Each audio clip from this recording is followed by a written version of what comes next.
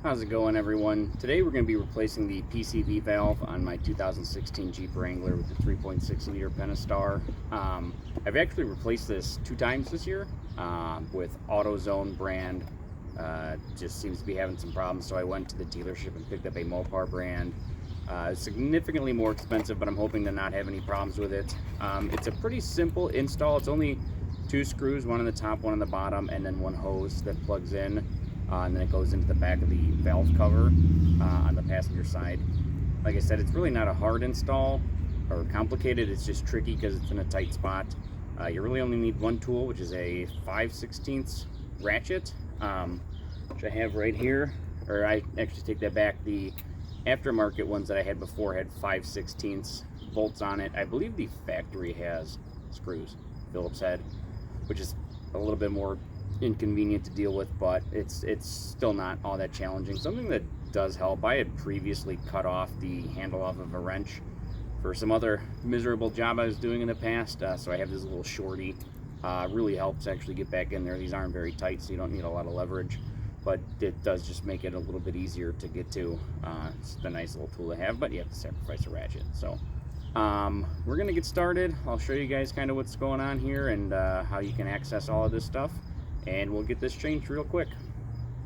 So we are here on the passenger side of the motor, the bank one side, technically speaking. The PCV valve is way down in this crevice here. You can see the top of it right in there. It's a bit tricky to get to, but like I said, it's really not too bad once you get your hand in there. This tube here does route its way through here and actually push into the top. I previously just removed that while I was kind of diagnosing this problem, so we'll just pull that out of the way. The top bolt is fairly simple to get to. The bottom bolt is tricky from up top, but actually, at least in my case, I can get to it from the bottom. I'll show you guys that view as well, just so you have an idea for your own sake if that works for you. So I'll show you the bottom view, but all we need to do is pull the top nut out, or bolt out, and the bottom bolt out, and then wiggle it out there, and it should pop right out. So we are actually laying under the car. You can see the bottom of the PCV valve right there.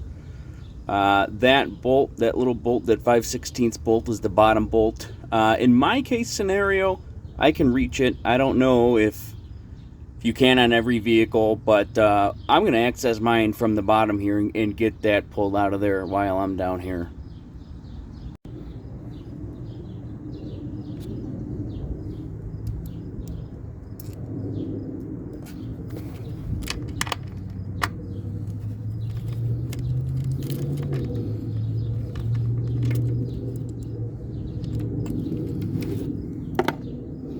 Pop that loose, and like I said, they're not real tight. Once you break it free, it's actually finger loose.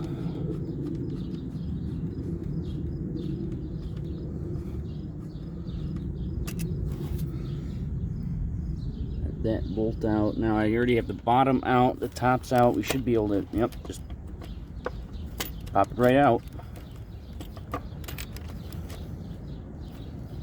Well, there was a washer on the top. I don't know if there's a washer on the bottom. I don't think there was.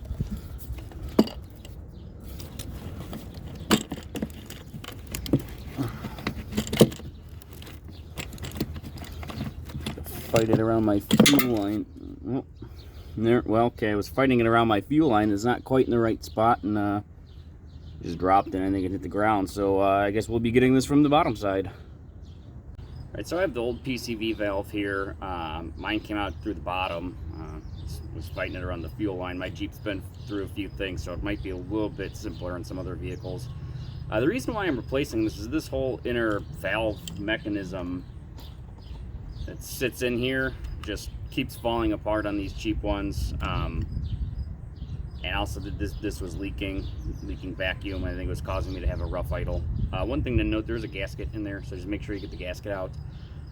We're just gonna put this back together in the reverse order, push it in, get the top and the bottom bolts tight, and then push the hose back in. So it's actually a pretty simple job. It's just a pain to get your hands to. So we'll get this put back in, get the hose back on, and we should be good to go. Alright, so I got that fought back in there. I had to fight it around this evap line that's not run correctly. But otherwise, I got it in there. I got the top bolt started just so it holds it in place. I'm going to go down, see if I can't get the bottom bolt in from below and snug up the bottom bolt, and then I'll come back up and snug up the top bolt and put the hose back on, and we should be good to go.